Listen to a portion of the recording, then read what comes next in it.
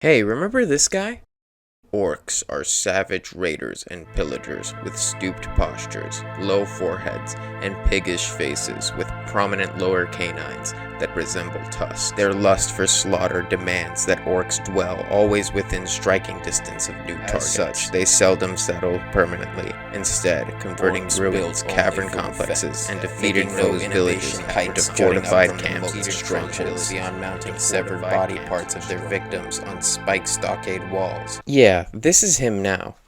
Orcs were created by the god Grumish, who gifted them with endurance, determination, and the ability to see in darkness to thrive in harsh environments. Known for their tall, broad stature, gray skin, pointed ears, and tusk-like canines, orcs often grow up hearing tales of their ancestors' heroic journeys. While some aspire to live up to those legends, others prefer to forge their own paths and leave the past behind. Feel old yet? So as you can probably tell from the intro and title, this video is going to be about the Monster Manual, which is this book behind me. But not this exact version, the 2024 version that just came out, or didn't come out, is in pre-release or something. I honestly have no idea. I'm not going to buy the book. Anyways, on to the actual subject. A big thing happened. The orcs were completely removed from the Monster Manual.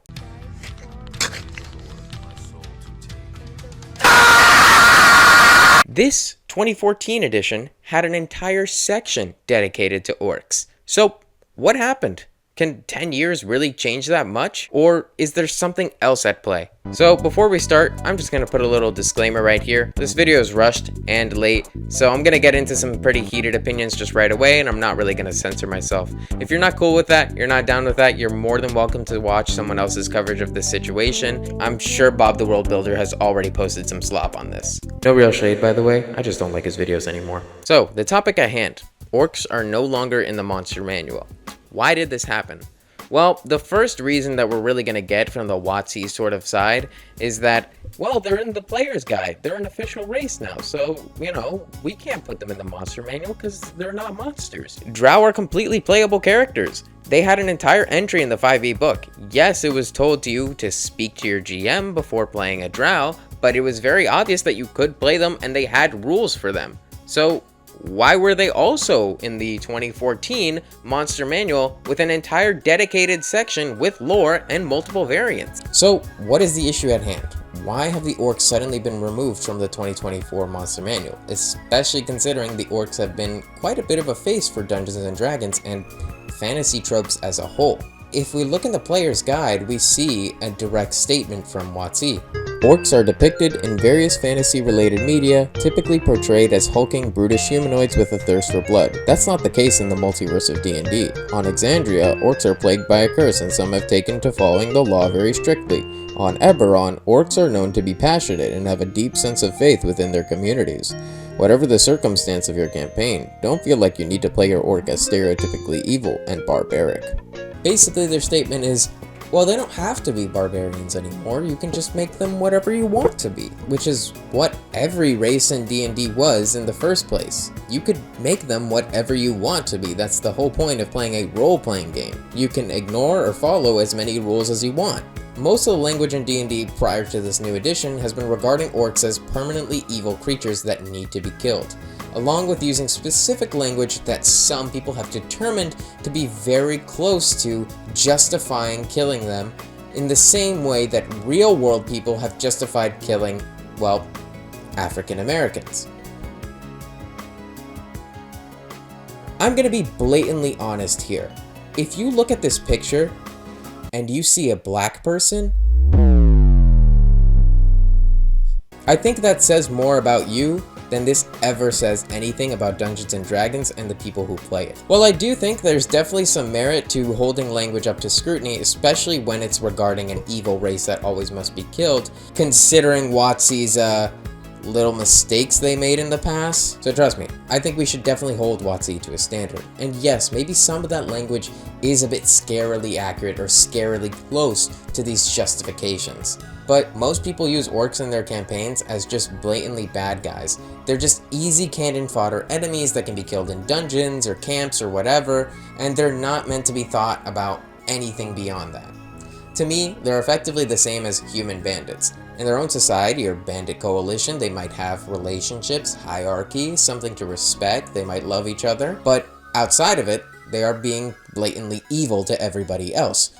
Now, a couple of months back, WotC also revealed that they completely redesigned the orc. This sort of like kinda greenish, grayish skin, pig face-esque sort of idea has been around in orcs ever since Tolkien, basically. You see, it's players that end up personifying and humanizing these monsters because they want to play as them. They think the aesthetics are cool, and therefore their DM says, okay, I guess you can play a goblin.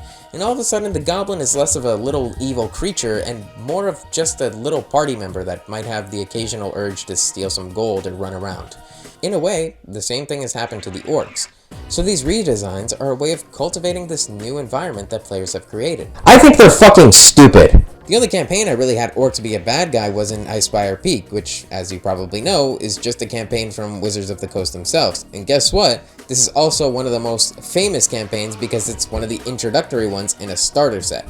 Also, these redesigns are horrific. I never saw anything racist about the orcs. I never looked at an orc and thought the design looked anything like a black person. Nor did I think the language now used to describe orcs was anything resembling black people either. But you know what I see when I look at these redesigns? They look like fucking Mexicans. I mean, come on, you got the two with the sombrero there, like working in the sun. You got the hot desert. Come on, man. You got the little kid running around. I mean, that's a chamaco right there. Chamaco travioso. Míralo. You got over there, right next to him. I mean, come on, man. That's a chola. That's a chola if I ever seen one. And then, it don't even make me say it.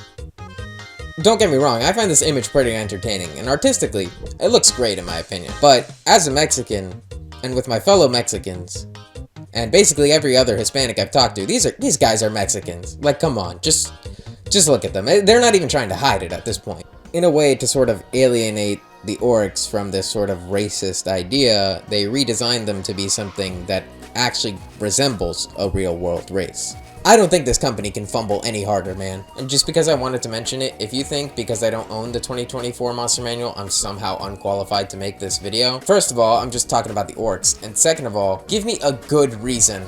Write me a comment below on why I should buy anything from WotC. So yeah, all in all, I think the fact that they were even trying to get away from this brutish orc stereotype made it more of a worse situation than it ever should have been. I think just keeping the orcs as some enemy brutes would have been fine. I don't really see a ton of players desperate to play an orc, and I think the half-orc race really answered most of the questions that we have about the normal orc race. I don't think that there's anything inherently wrong with having half-orcs. I like half races. That brings an interesting dynamic, especially if you have a sort of Tolkien-esque setting where the races are actually important to the story. It brings a lot more when you have a half or a hybrid. I just think they blew this way out of proportion. Just leaving the orcs as they were, or just letting them be player characters while also including them in the monster manual, just would have made everybody happy. I've seen most people say that they just don't care. And you know, in a way, I respect that. Sometimes your orcs just don't come up in your campaign, and you can make them whatever you want to be anyways. We still have the 2014 guide, and we have plenty of homebrew stat blocks to use as well. But it removes an important part of the game's history. It tries to bury this as if WotC never did it. It makes no sense to me on why they would try to hide it, if they're supposedly trying to look like they're doing better. A company that actually owns up to its issues and mistakes looks far better than a company who tries to bury them. But I guess WotC wouldn't know anything about that. And you know what, frankly, I don't really care too much about what WotC does with Dungeons & Dragons anymore. This game is 10 years old. It's tired. It's time to move on. Play something else. There's so many wonderful TTRPG experiences you could be having instead of Dungeons & Dragons. Stuff that is insanely different and also very similar. I just also happen to be running a YouTube series on exactly that. So maybe you should check out some of my videos. But that's going to do it for this video. This was just a sort of rant on the whole orc situation. I really don't think they should have removed them from the monster manual. Some people don't care. Some people think that they really should. We're all going to have opinions at the end of the day. This was mine, so thanks for watching.